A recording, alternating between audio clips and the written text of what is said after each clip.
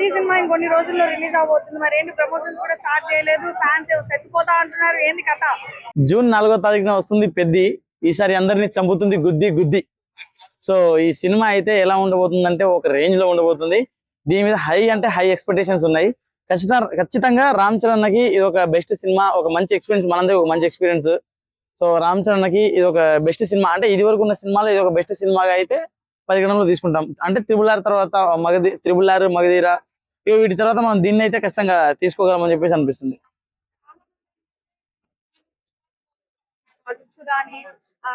నేను ఇంతకుముందు కూడా చెప్పానండి, ఒకటే మాట చెప్తాను.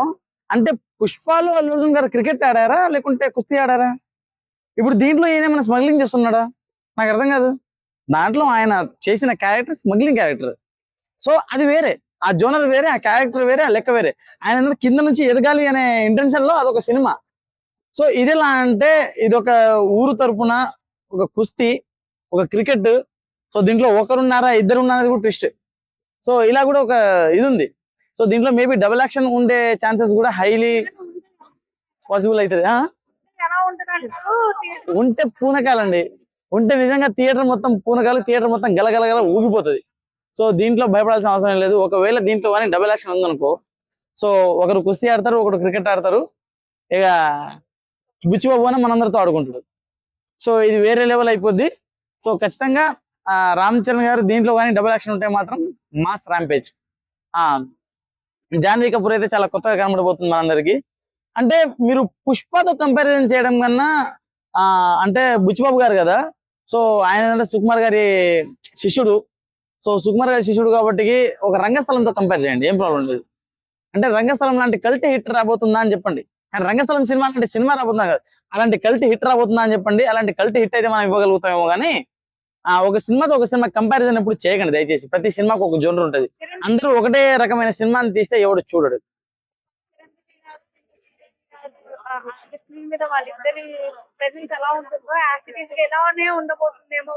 బుల్లి చిరంజీవి, బుల్లి శ్రీదేవి యాక్టింగ్ అది అని చెప్పేసి ఫ్యాన్స్ చాలా ఎక్సైటెడ్ గా ఫీల్ అవుతా ఉన్నారు. అట్లానే ట్వీట్ చేస్తాం. అంటే రామ్ చరణ్ గారు స్టార్టింగ్ లో వచ్చినప్పుడు చిరంజీవి గారి కొడుకు వచ్చారని చెప్పేసి చెప్పారు, కానీ రామ్ చరణ్ వచ్చారని ఎక్కడ చెప్పలేదు.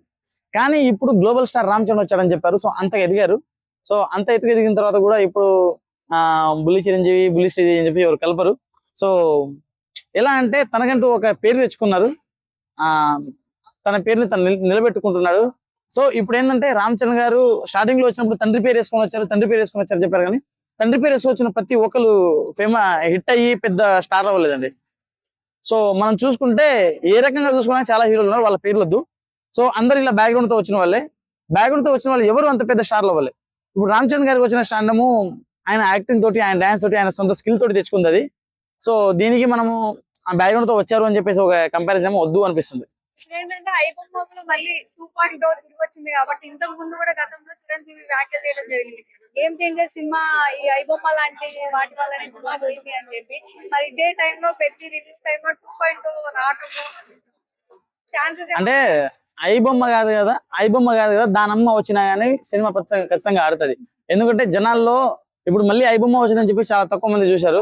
అయినా ఐబొమ్మ లేకుంటే ఏముంది, మూవీ ఉంది, ఆ తర్వాత మూవీ బ్లాస్ట్ ఉంది, చాలా ఉన్నాయి. చాలా వాటిలో చూస్తున్నారు జనాలు, వాటిలో చూస్తున్నారు, చూసేవాళ్ళు చూస్తూనే ఉన్నారు. సో ఐబొమ్మ ఏదో తోపనో లేకుంటే ఏదో తురుమనో కాదు.